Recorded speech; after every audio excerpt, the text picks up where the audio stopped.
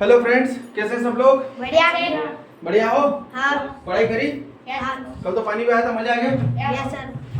बहुत बढ़िया। एक बात मैं आप लोगों को बता देता हूँ, ऑनलाइन पढ़ाई करने वाले भी और आप लोग भी, जब भी आप लोग वीडियो देखो तो उसमें हाई क्वालिटी ऑप्शन आता है ना, ऊपर साइड में सेटिंग में जाकर के स्टार टाइप आता है, पाने टाइप है ना, उसमें जाकर के हाई क्वालिटी पिक्चर सेट करके देखना ताकि थोड़ा क्लियर दिखे। कारण इसका यह है कि अपने पास फिलहाल रिकॉर्ड करने के लिए ज़्यादा लंबी चौड़ी सुविधा नहीं है, तो जो भी सुविधा है मोबाइल के माध्यम से इन चीज़ों को रिकॉर्ड कर रहे हैं ताकि जो व्यक्ति यहाँ सेंटर पर नहीं पहुँच पा रहे उन तक ये सारी जानकारी पहुँचे और वो अपने घर बैठे पढ़ाई कर लें। ठीक है ना?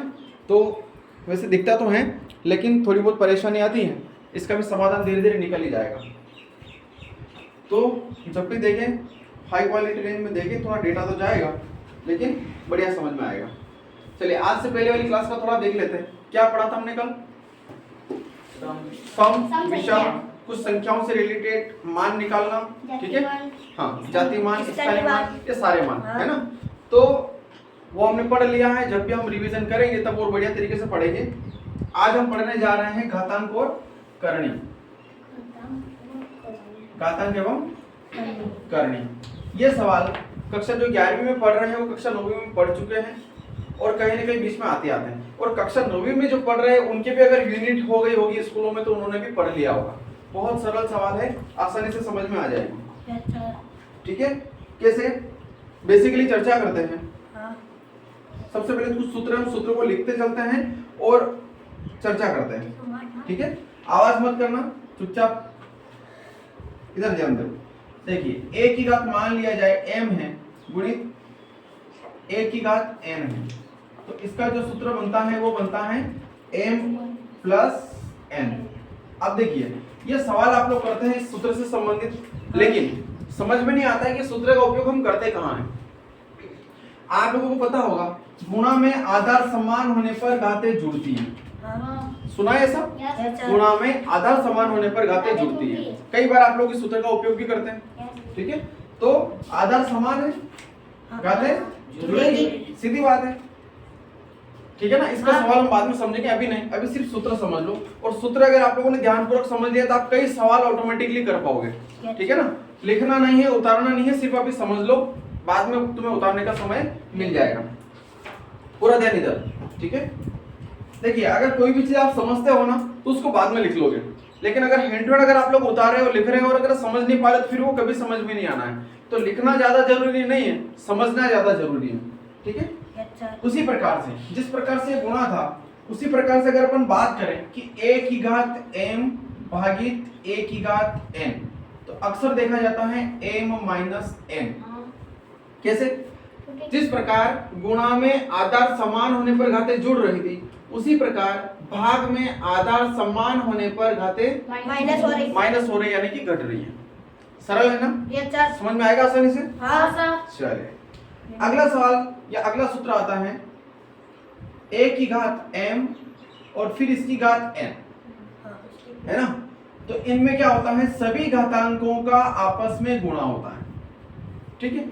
सभी घातांक का जितने भी होते हैं सबका आपस में क्या होता है, गुणा होता है। ऐसे घातांक ऐसे कोष्टक लगा लगा के और भी घातें आती है। जैसे उदाहरण के लिए मैं यहाँ समझ लेता हूँ कि जैसे m आया है ना, फिर m की घात n, फिर इसकी घात भी कुछ x, फिर इसकी घात भी y, मतलब कितनी भी घातें आ जाए, है ना, कितनी भी घातें एक के ऊपर एक आ जाए तो इन सभी का क्या होता है, सरलतम रूप से m गुणित n गुणित x गुणित y, यानी जितनी भी घातें रहेगी सबका आपस में गुणा हो जाएगा। समझ में आया? सवाल की बात कर रहा हूं मैं, ये हम सूत्र समझ रहे हैं। इस लेवल का कोई भी सवाल आ जाता है तो जितनी भी घातें होती है सभी का आपस में क्या होता है, गुणा होता है। समझ में आया?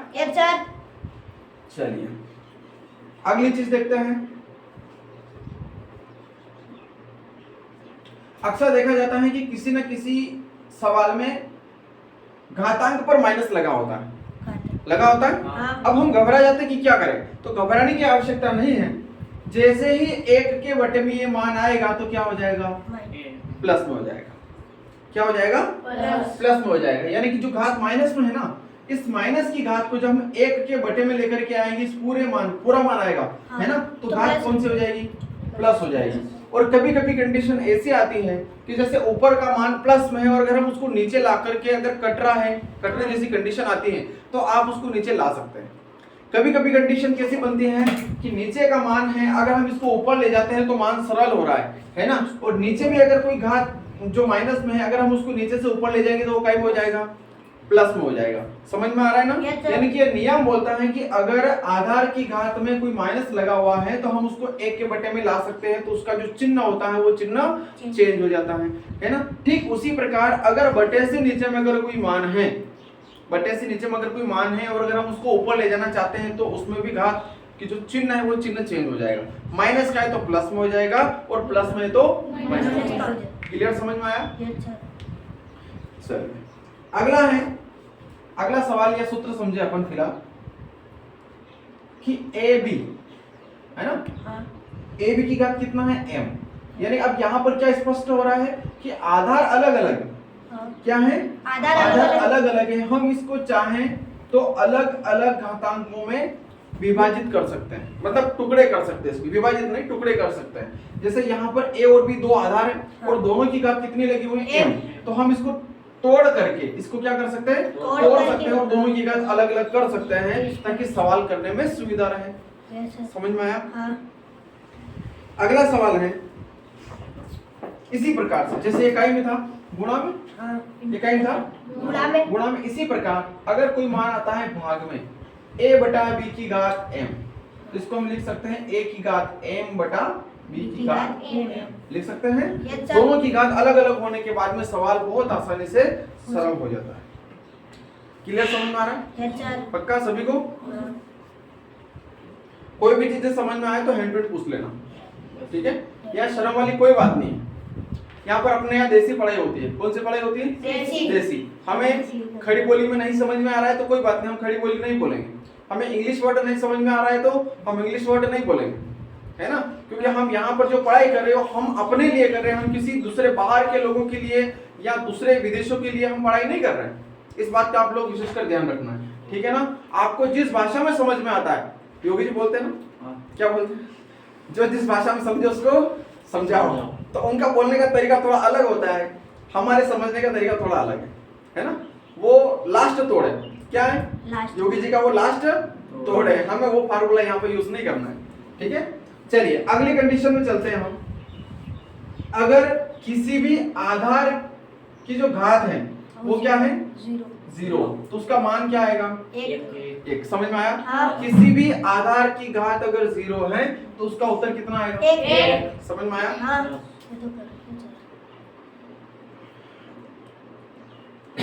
अगला सवाल है a की घात m और m की घात n, है ना? इस प्रकार से मान आया। ये तो साधारण दिख रहा है कि हम इसमें घातांकों का गुणा करना है, क्योंकि लगभग ये और लगभग ये समान है। लेकिन कभी कभी अगर हमें लग रहा है कि हम इस मान को आगे पीछे कर सकते हैं तो कर सकते हैं। कैसे? आधार तो सेम है लेकिन घातांकों को हम ऊपर नीचे कर सकते हैं, क्योंकि लास्ट टाइम जाना कहाँ है, सबको लेवल में आना है, सबको गुणा में आना है, ठीक है? क्लियर है यहाँ तक?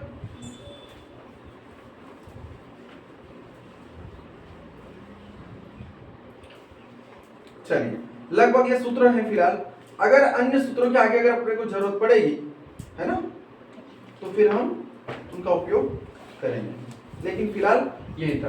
तो आप लोग पहले एक दो सवाल समझ लो, सीख लो, फिर उसके बाद में इन सभी सूत्रों को उतारना, ठीक है? एक सवाल आया मेरे सामने, है ना, उदाहरण तौर पे ले लेते हैं हम इसको।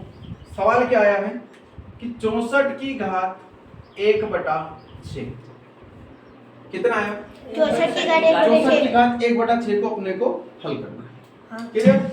अब मैंने आप लोगों को बता रखा था, क्या बता रखा था, वर्ग वर्गमूल घन घनमूल आराम से समझा रखा था, समझा रखा था। yes. अब देखिए 64 की घात 1/6 आई तो फिलहाल इसमें किसी सूत्र का उपयोग नहीं हो रहा है, फिलहाल इसमें अपने दिमाग का उपयोग हो रहा है, क्योंकि सबसे छोटा सवाल है। अब सबसे पहला काम क्या रहेगा, हम इस 64 के टुकड़े करेंगे, और टुकड़े करने का सिर्फ एक ही तरीका है, लघुत्तम। क्या टुकड़े करने का एक ही तरीका क्या है, लघुत्तम। तो हम 64 का लघुत्तम निकाल लेते हैं, है ना?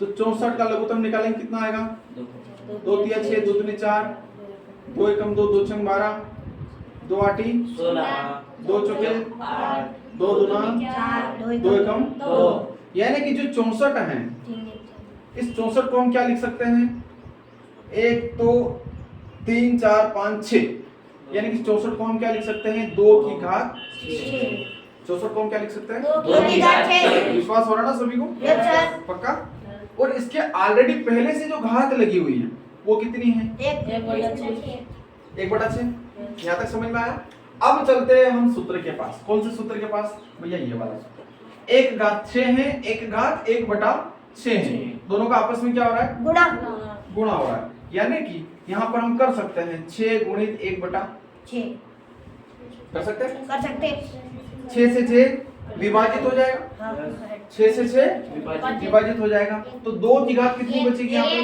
एक इस 1 का मतलब कितना हुआ तो जीरो जीरो नहीं 2 की घात अगर 1 लिख रहे हैं अच्छा या 2 की घात अगर 2 है तो हम इसको 2 को कितने बार लिखेंगे कितना उत्तर आएगा 4 आएगा लेकिन अगर 2 की घात 1 है तो इसको कितनी बार लिखेंगे एक बार 2 लिखेंगे यानी कि 2 उत्तर आए हाँ। तो यहाँ पर जीरो नहीं लगाना है ठीक है कितने उत्तर आए दो थोड़ा दिमाग का प्रयोग किया थोड़ा सूत्र का प्रयोग किया हमारे उत्तर आए आसान है कितने लोगों को पहले से ही आता है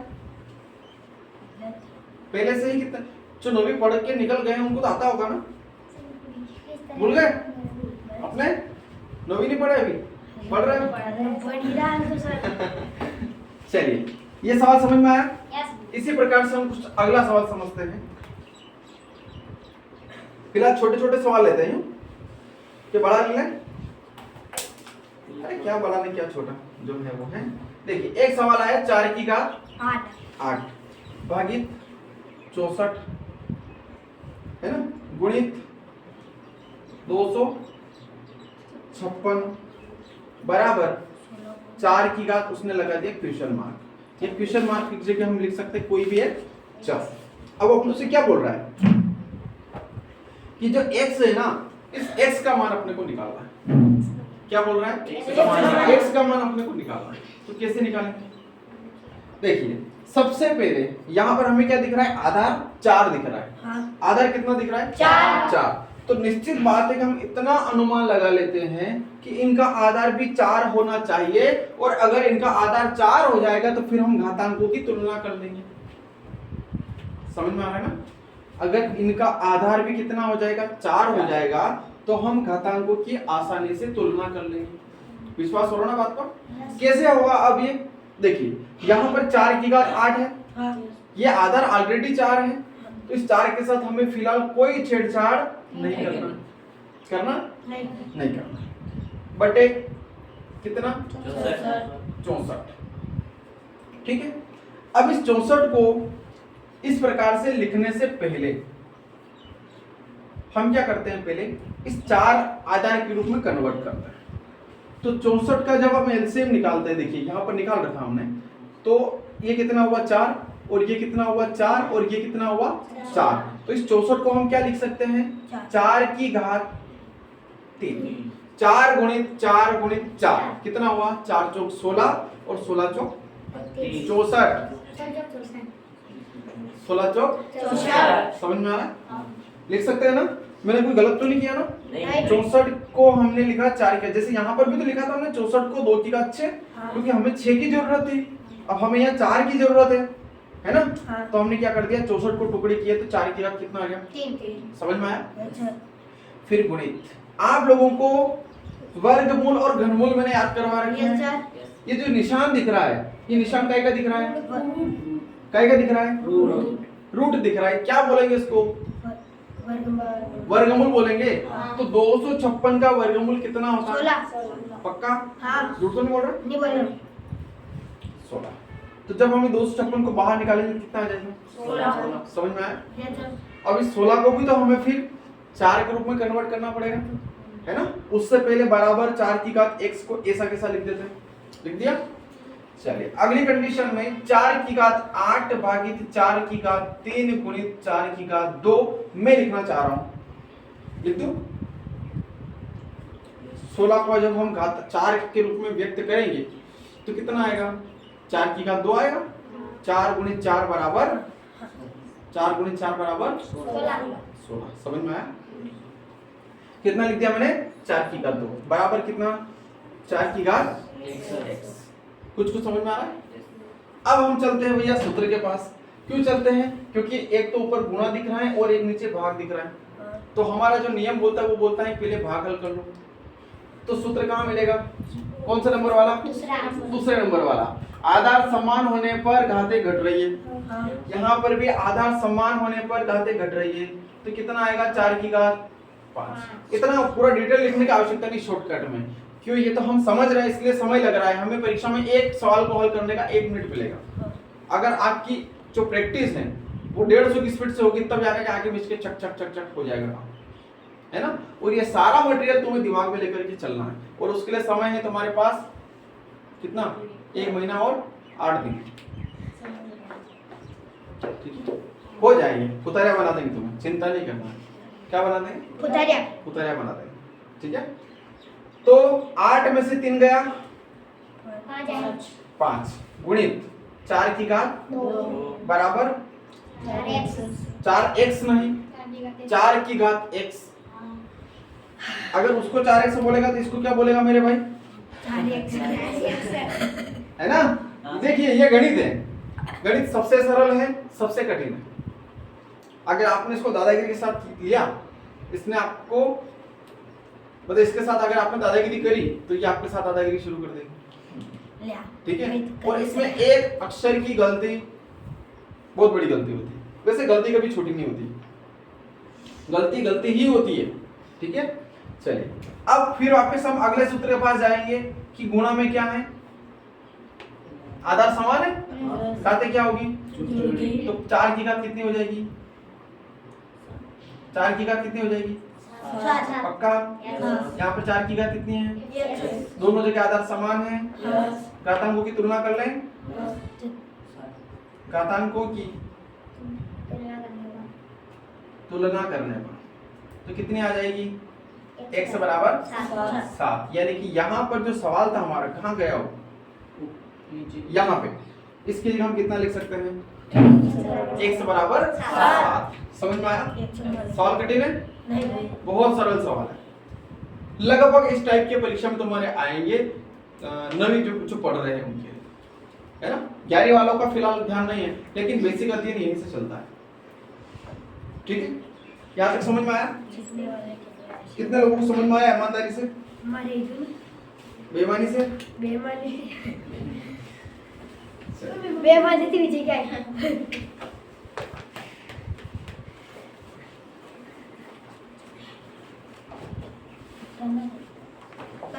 एक सवाल है, एक सवाल और क्या है ना? एक सवाल और करते हैं। मुझे सवाल बड़े अच्छे लग रहे हैं, है ना? एग्जाम्पल थ्रू एक सवाल और लेते हैं। देखिए यहाँ पर है 5 की घात कितना? 7 गुणित 5 की घात कितना? 4 भागित 5 की घात कितना? 8। इसको हल करना है। कितना लोग कर सकते हैं? मैं तो कर सकता हूँ। आप में से कितने कर सकते हैं? ज्यादा कुछ नहीं है, बहुत सरल सवाल है। देखिए भैया यहाँ पर कितना है? 5 की घात 7 है ना, गुणित 5 की घात 4। यहाँ पर आधा सब जगह समान है ना? तो गुणित 5 की घात 4 भागित 5 की घात 8 भागित में डाल दो नीचे। देखिए लिखने का तरीका अलग हो सकता है लेकिन बोलने का तरीका सेम है और हम अपनी सुविधा अनुसार सवाल को सेट कर सकते हैं। कोई दिक्कत नहीं दिक्कत। चलिए अब पहले गुणा वाला हल कर लो। 5 की घात कितनी हो जाएगी? 7 और 4 11 ही होते हैं क्या? हाँ बोलते रहना। 5 की घात 8। अब 5 की घात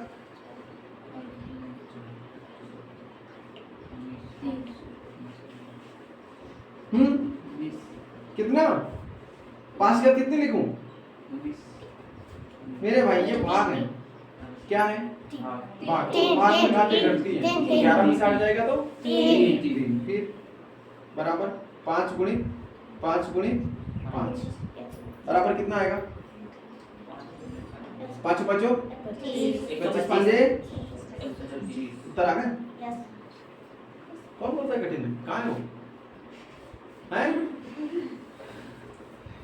समझ में आया ना? चलिए एक सवाल और करते हैं। 729 देखिए, ये निशान का क्या दिख रहा है आप लोगों को? रूट का मतलब क्या बोलेंगे इसको? वर्गमूल। हिंदी में क्या बोलेंगे? वर्गमूल, है ना? क्योंकि यहाँ पर अगर कुछ नहीं है तो कितना है? 2। अगर मैं यहाँ पर 3 लिख दूं तो क्या बन गया? ये वर्गमूल। 4 लिख दूं तो चतुर्थमूल, है ना?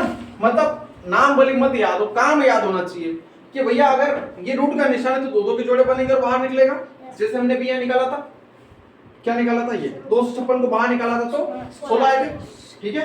अगर यहाँ पर 4 लिखे हुए हैं तो 4 के जोड़े बनेंगे, और अगर 5 है तो 5 है, पंच है ना? पंचमूल। तो यहाँ पर कितने लिखे हुए? 5। अब वो बोल रहा है इसको हल करो। बहुत सरल है। कैसे हल करेंगे? सबसे पहला काम क्या है अपना? लघुत्तम निकाल ले। 729 कितने का भाग जाएगा? पक्का? चलिए देख लेते हैं। 3 दूना 3 चौक 3 तिया 3 आठो 3 एकम 3 दूनी 3 सातो 3 नम 3 तिया 3 एकम कितने बने? ज्यादा तो नहीं हो गए? 3 का जोड़ा है। चलिए 1 2 3 4 5 6 कितने हैं? 6 दिन थे, लेकिन हमें 5 के जोड़े बनाने। तो सबसे पहले हम यहाँ पर लिखेंगे, क्या लिखेंगे? ये अंडर ये 5 तो ऐसा कैसा? इस 729 को हम लिख सकते हैं एक तो 3 की घात 5 गुणित 3 की घात 1 लिख सकते हैं। ऐसा क्यों लिखा हमने? ऐसा इसलिए लिखा हमने क्योंकि यहाँ पर ये 5 के जोड़े बनाने की बात कर रहा है, तो हमने एक 5 के जोड़े का खंड अलग बना दिया और जो बचे हुए थे उनका खंड अलग बना दिया। तो अब जो 5 का जो जोड़ा है उसको तो हम रूट से बाहर निकाल लेंगे, तो अंदर कौन बच जाएगा? 3 की घात 1 यानी कि 3 बच जाएगा, ठीक है? तो बाहर जो हमने निकाला वो कितना निकाला? 3। समझ में आ रहा है? यहाँ पर 5 विराजमान थे ही सही, और अंदर कितना है? 3। समझ में आया? ये इसके उत्तर है। समझ में आया ना? जितने जोड़े वो बाहर निकालने की अपन उसे बोलता है, अपने को उतने ही जोड़े उसी के हिसाब से बाहर निकल। समझ में आया? पक्की बात है? अब क्या करें हम लोग? सवाल उतारा, ठीक है? उतारिए और सावधानी पूर्वक उतारिए। ये वीडियो यहीं तक, मिलते हैं अगले वीडियो में, है ना?